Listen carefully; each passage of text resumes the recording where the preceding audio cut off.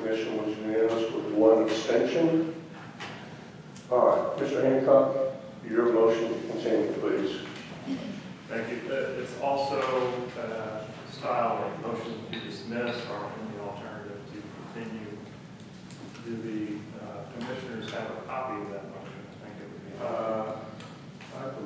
be. I believe they do. Now, let me be clear for the record. Mr. Hancock, you were just going to be arguing the merits of the motion to continue. Is that correct? And the motion to dismiss. And the motion to dismiss. Is your motion to dismiss distinguishable from what Mr. Smith just argued? Well, You turned my phone, sorry. the motion is distinguishable. I'm sorry? Yes, it is. Okay, it's going to be distinguishable different. Yes, All it right. Okay, please proceed. Thank you. Good morning, commissioners, and thank you, Commissioner Brooks, for that very meaningful prayer this morning. I have, on behalf of Mrs. Gomez, filed a motion to dismiss. I think that if you look at the exhibits attached there and the information that I've put in the motion itself,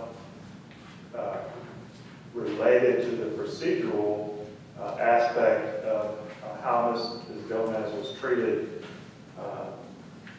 by the staff as it relates to the notice she received. The first notice she received did not comply with the statute, with the December 17th letter to notify her that a complaint was filed. The statute and the rules, your rules require that not only that she be given notice, but she also be given the nature of the complaints. And she was not notified of the nature of the complaints in the December 17th letter from the board.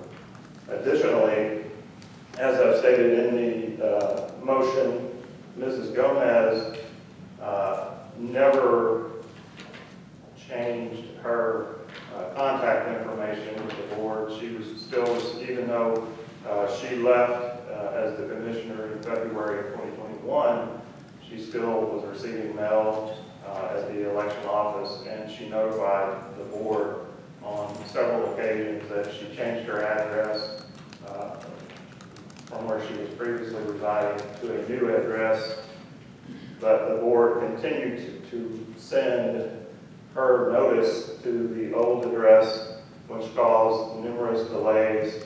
For example, the April the 1st notice that she received asking her, informing her of the nature of the complaints was not received until sometime mid-April of 2021.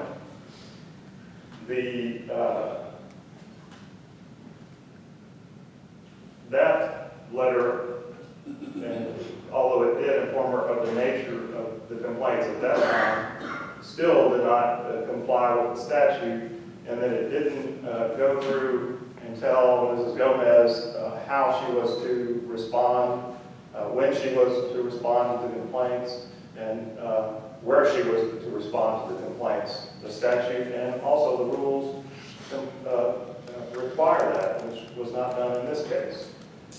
Strikingly, there was a May the 17th, 2021, findings from this board finding some type of probable cause to go forward. Now, Mrs. Gomez, again, continued to have problems with the board with respect to notice.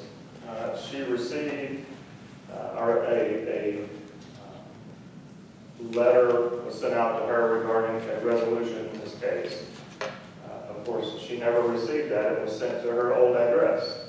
The old address finally, I believe that the board finally got that information back. They contacted me sometime around May the 28th of 2021, which was the Memorial Day weekend, and told Ms. Gomez that she had until Monday, May the 31st, to make a decision on this case because they were coming up on the 180-day timeline, is my assumption. After the board was notified that Mrs. Gomez didn't receive the proper notice, they said, well, you can have the statutory 10 days to respond to the letter to resolve this. And that was sometime in, I believe, around June the 7th of 2021, which was past the 180-day statutory requirement for a final action in this matter. Now, Mrs. Gomez did not have the benefit of the investigative report when she was to make this decision regarding settling the case. She did not have the benefit of being able to properly consult with counsel. She didn't have any of those opportunities. You got about 1 more minute, okay? Sure, thank you. She didn't have any of those opportunities before she was to make a decision on this. Now, ultimately, she finally got the investigative file through counsel sometime in mid-June, and here we are here today, less than a month or so later, and she's before the board on a 163-page investigative report, numerous other documents. If you will look at the statute requires a final action within 180 days. We're well past the 180 days. There is some language regarding 240 days if there is a hearing. Now that can be interpreted in a couple of different ways. One, that the board has 240 days if it has a hearing to make a final action, or it can have 240 days to do the administrative things after a final action. Here, Okay. Here we're well past the 180 days. The final action has not happened.